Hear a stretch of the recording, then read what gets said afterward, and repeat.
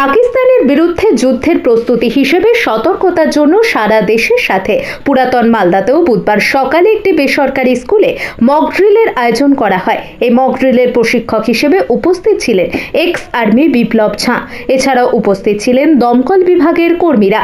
পাকিস্তানের বিরুদ্ধে প্রত্যাঘাতের প্রস্তুতি হিসেবে এই বেসরকারি স্কুলের ছাত্রছাত্রী এবং অভিভাবকদের দিয়ে প্রশিক্ষণ দেওয়া হয়। কি করে যুদ্ধের আগে সাইরেন বাজলে আত্মরক্ষা করা যায় সে বিষয়েও প্রশিক্ষণ দেওয়া হয়। কেউ ঘরের বাইরে থাকলে অথবা ক্লাসরুমে, অফিস আদালতে থাকলে হঠাৎ করে হামলা হওয়ায় সাইরেন বাজলে কিভাবে সুরক্ষিত জায়গায় যেতে হবে এবং দোকানে আঙুল দিয়ে কিভাবে মাটিতে লুকিয়ে পড়তে হবে এবং রাত্রিবেলা সাইরেন বাজলে বাড়ির সব আলো বন্ধ করে দিতে হবে, সেই সব বিষয়ে বিস্তারিত আলোচনা হয় এবং শারীরিকভাবে দেখানো হয়। এই প্রশিক্ষণকে ঘিরে পড়ুয়াদের উদ্দীপনা ছিল বেশ লক্ষণীয়। রিপোর্ট নিজস্ব প্রতিনিধি সানভি নিউজ বাংলা, মানুষের সাথে মানুষের পাশে। এর একটা খবর আগে সাইরন বাজবে। আমাদের ভারতে খুব অ্যাডভান্স প্রযুক্তিবিদ্যা আছে।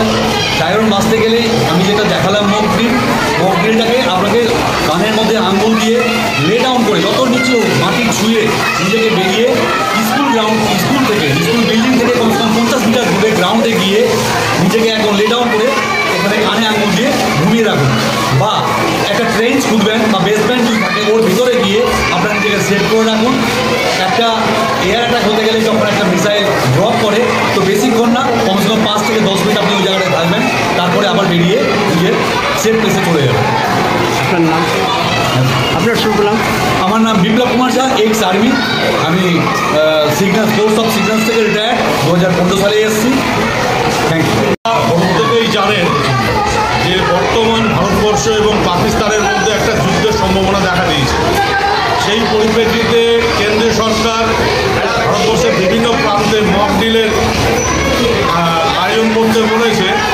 এই জন্য আমরা মঙ্গলবাড়ি বর্ণ পরিচয় শিশু শিক্ষা নিকেতনের পক্ষ থেকে বিদ্যালয়ের সমস্ত বাচ্চা এবং অভিভাবকদের আজকে সকালে ডেকেছি এবং আমাদের মধ্যে এক্স আর্মি বিপ্লব ঝা এবং ফায়ার ব্রিগেড অফিস থেকেও বেশ কয়েকজন এসেছিলেন।